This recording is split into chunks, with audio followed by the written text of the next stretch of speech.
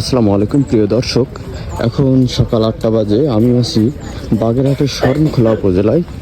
এইখানে আমরা আসছি ফেরিঘাটে ফেরি পারাপার হওয়ার জন্য। এইখানে দেখেন একটা সরকারি ফেরি, এগুলো সরকারি সড়ক ও জনপথ অধিদপ্তরের আন্ডারে আর কি।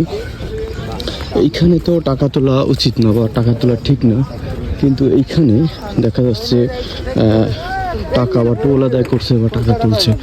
এগুলো আসলে কেমন দেখায় জানি না, এগুলো আসলে ঠিক না।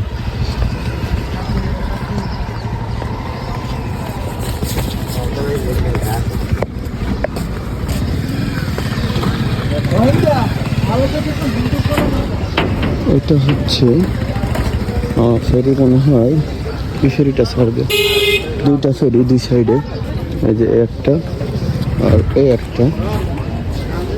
এই ফেরিটা ছাড়বে, লোকজন অনেক আছে দেখে বুঝলাম যে এই ফেরিটাই ছাড়বে।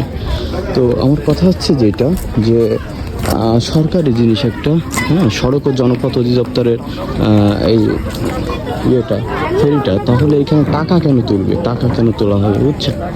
এই হলো বিষয়। তো সবাই ভালো থাকবেন, সুস্থ থাকবেন, ধন্যবাদ।